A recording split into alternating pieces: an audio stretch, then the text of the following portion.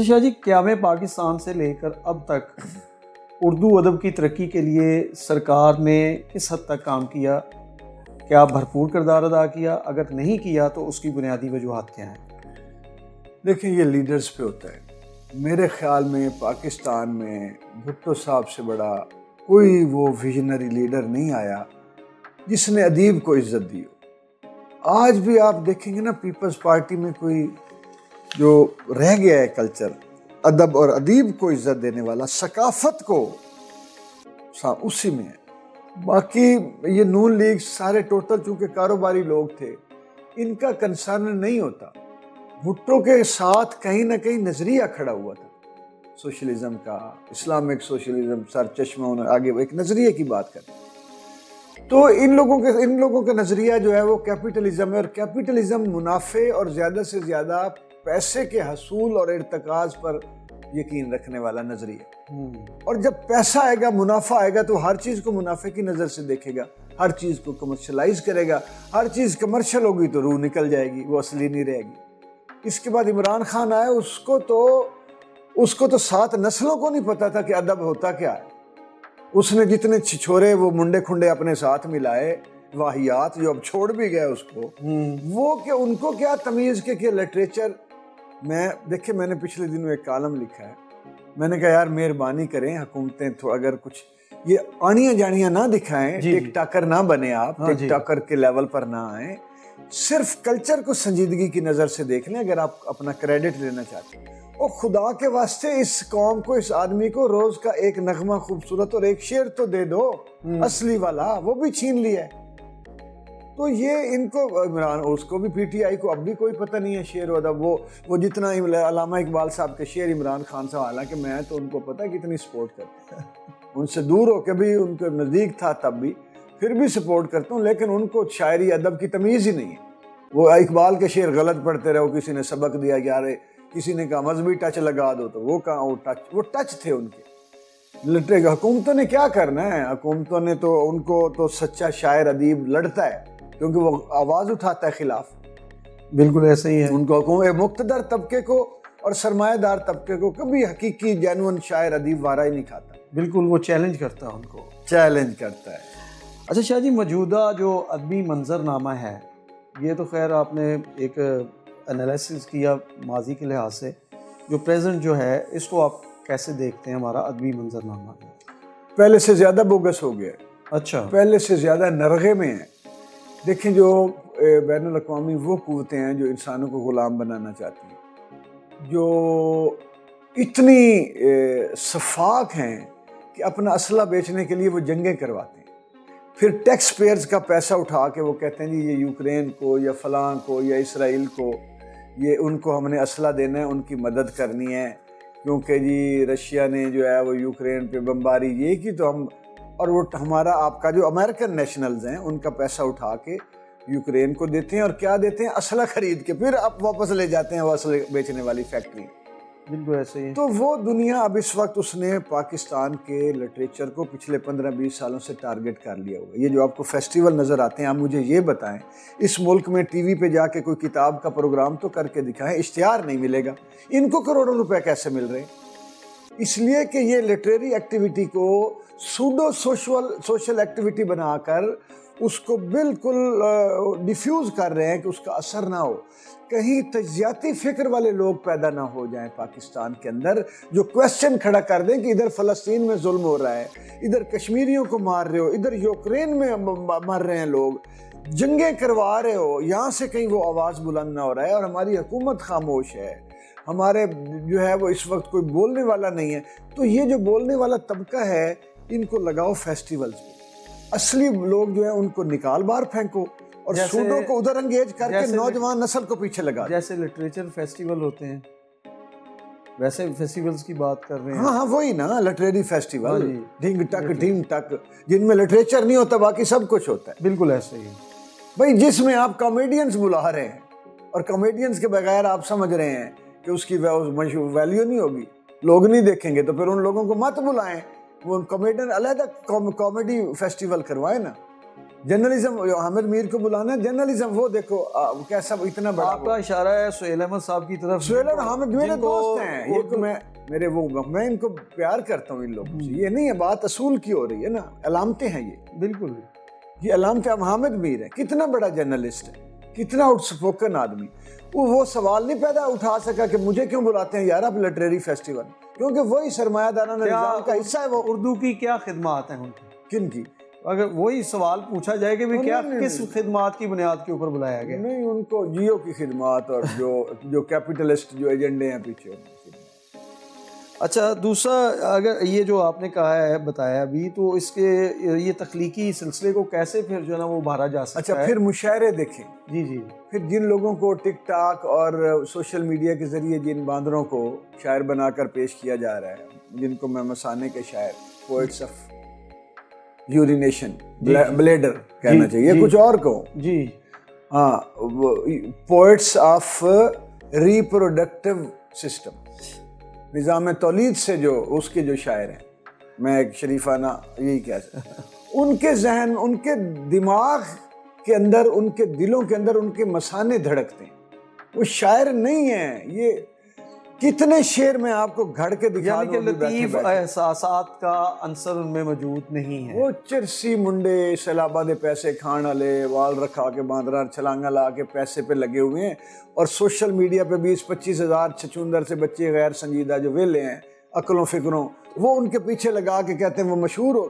ایک وہ لوگ کہ مجھے ایک وہ بغیرت کا بچہ کہہ رہا ہے کہ یہ مشہور ہونا چاہتا ہے، میں اس کا نام نہیں اس لیے مجھ سے کہ آپ کو پتہ ہے کہ وریام شو میرا جو ریڈیو شو تھا بڑا اچھا تھا، کروڑوں میں لسنرز تھے اور پیار کرنے والے، کروڑوں میں. جی اور وہ BBC تک وہاں دیکھتے تھے میرے دوست، وہاں بلا کے برطانیہ میں اس کو CDM منگوا. ایک آسٹریلیا میں مجھے لڑکا ملا، جفی ڈال کے کان میں کہتا ہے وریام صاحب کیا حال ہے؟ اچھا جی. میں حیران ہو گیا. میں گزر کے کہیں بول رہا ہوں تو میری آواز پہچان کے آپ وریام ہیں.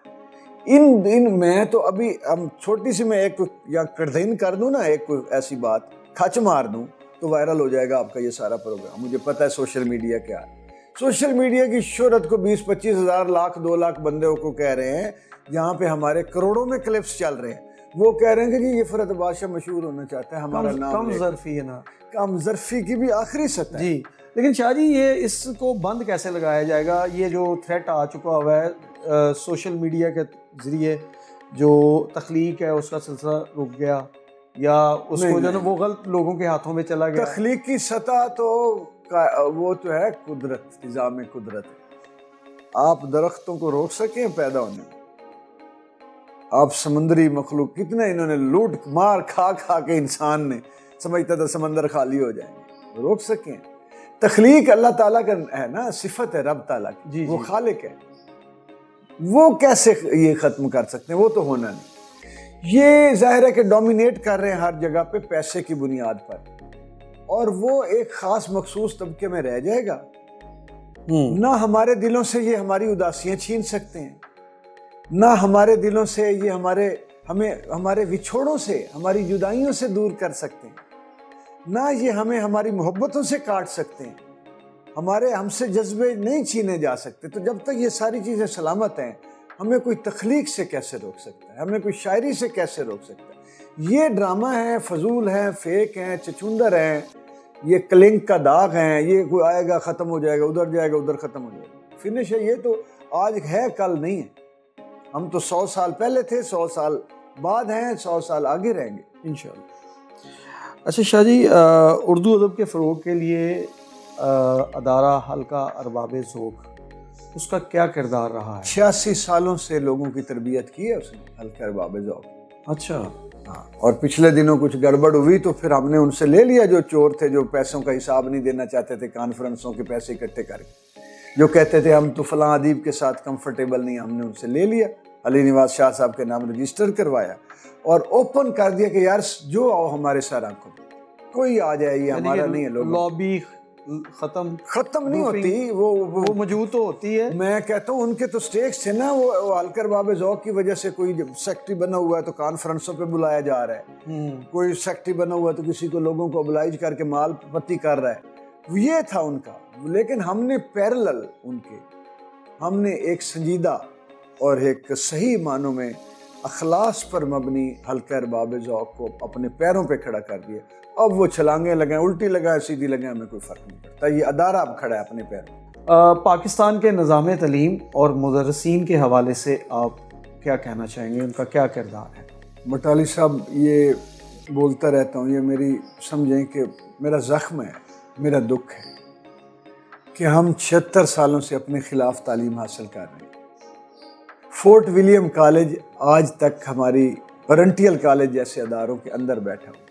اب تو ایک آدھ کتاب بھی میری نظر سے گزری تھی کہ کولونیل جو سسٹم تھا ایجوکیشن کا وہ رائج ہے ابھی تک, اور وہ یہ چاہتے تھے کہ ہم غلامانہ ذہنیت سے نہ نکلیں, ہم اپنے آقا کو قبول کر لیں.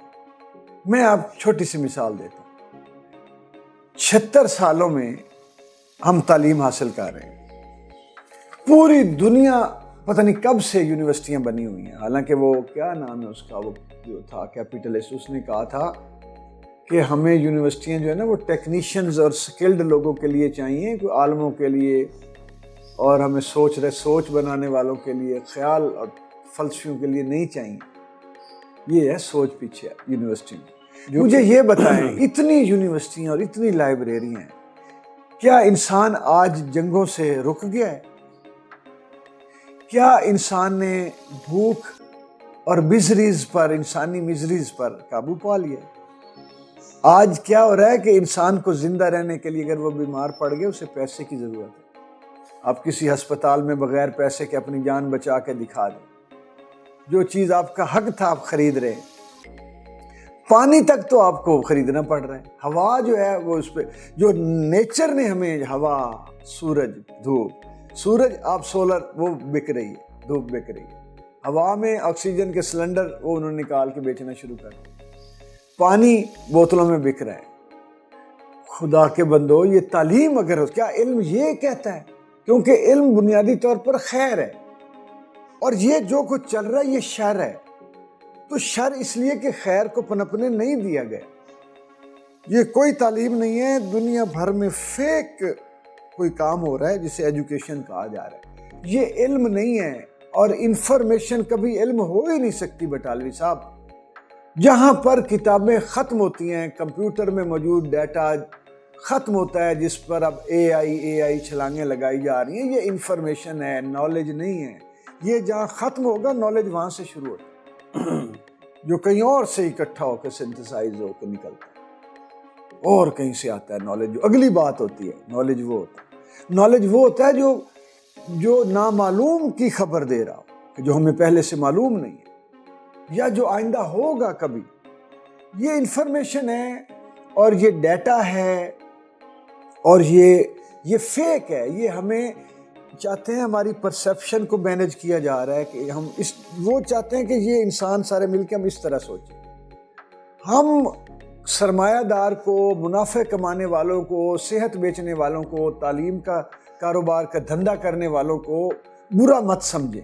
ہم ان کو بس ان کے ہاتھ بکتے چلے جائیں, اپنا سب کچھ ادھر سے کمائیں, ادھر لگاتے چلیں. ان کے ظلم اور تشدد اور سفاکی کی طرف ہماری سوچ نہ جائے, اس لیے وہ ہمیں اسی طرح کی پڑھا رہے ہیں کہ ہماری دوڑ لگی ہوئی ہے کہ ڈگری لے لے اور فلاں نوکری ملے. کیا میں غلط کہہ رہا ہوں کہ ہر بچہ ہمارا نوکری کے لیے ڈگری لے رہا ہے؟ بالکل ایسے ہی. کوئی بچہ دکھائیں جو علم حاصل کرنے کے لیے کسی سکول کالج میں جا رہا ہو, تو اس کا مطلب یہ وہاں علم ہے نہیں. یہ سارا نظام ہمارا فیک ہے. اور مدرسین اب ایسے ہیں کہ ان کی روز خبر آتی ہے ہیرسمنٹ کی کسی بچی کے ساتھ اور کسی بچے کے ساتھ, اس طرح کی خبریں آتی ہیں. میں تو دل گرفتہ ہوں. بہت تھرڈ کلاس مینٹل لیول کا آدمی استاد بن کر ہمارے تعلیمی اداروں میں بیٹھ کے ہمارے بچوں کو دھوکہ دے رہا ہے, اور ماں باپ کو فریب پہ لگایا ہوا انہوں نے.